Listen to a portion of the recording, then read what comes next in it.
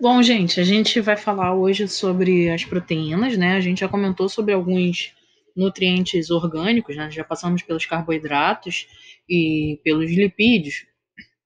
Em relação ao carboidrato, a gente viu que eles são a primeira via de fornecimento de energia do organismo.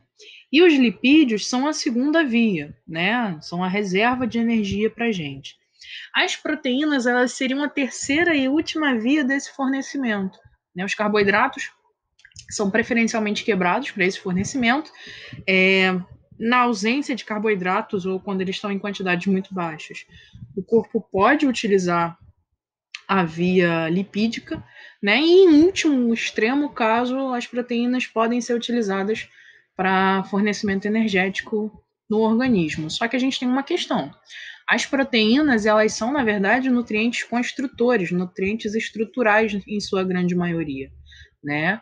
E então, quando a gente começa a utilizar a proteína para fabricar energia, para a produção de energia, é literalmente o nosso corpo se consumindo, né? A gente tem proteínas que são muito importantes, constituição muscular, né? Na constituição do nosso corpo, na formação do nosso corpo, e quebrar essas proteínas para o fornecimento de energia é literalmente o corpo começando a se consumir para uma demanda energética. É só a gente pensar num caso de uma desnutrição severa, por exemplo, como é que fica ou como é que se apresenta um indivíduo que está em desnutrição grave? É literalmente pele e ossos, né? E essa pele não é uma pele saudável, ela não tem um aspecto saudável, não tem aquele preenchimento ali no meio, né? Então, assim, é uma coisa importante para a gente pensar, né? Que a proteína ela não vai ser a principal via, ela vai ser a via de última instância para esse fornecimento, mas que ela pode ser utilizada também, tá?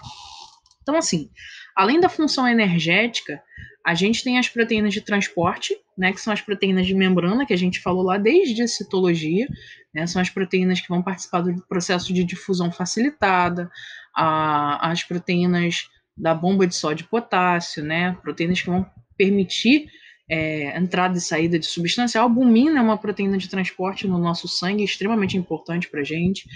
A gente tem proteínas específicas chamadas de enzimas, que tem atividade catalítica, né? O que é isso? O que é uma atividade catalítica? Um acelerador, né, de uma reação dentro do nosso organismo. Temos as estruturais, como o caso do colágeno, como é o caso da elastina, como é o caso da queratina, né?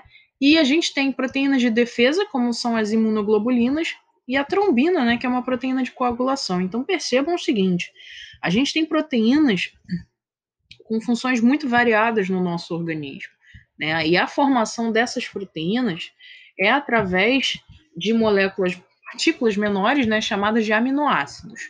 Toda proteína ela tem uma constituição básica de carbono, hidrogênio, oxigênio e nitrogênio, tá?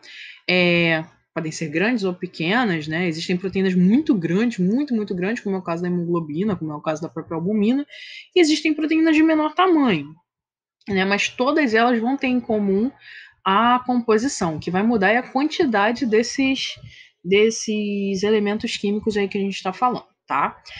Esses aminoácidos, eles são divididos em essenciais e não essenciais, tá?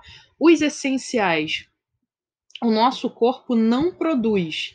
Tá? Então, todos esses aqui, ó, fenilalanina, valina, triptofano, treonina, lisina, leucina, isoleucina e a metionina, são chamados de essenciais porque eles são obtidos através da alimentação e a gente não tem capacidade de produzir no nosso organismo. Então, assim, é essencial que a gente obtenha pela alimentação. Todos os demais aminoácidos, não. O corpo consegue produzir de forma natural, a gente já tem, tá? Isso em relação ao corpo humano. Tá? Em relação a outras espécies, esse grupo de essenciais e não essenciais, ele pode mudar um pouquinho, tá? Então, assim, todos esses aqui, glicina, alanina, serina, cisteína, tirosina, aspartato, glutamato, arginina, histidina, asparagina, glutamina e prolina, são não essenciais, ok?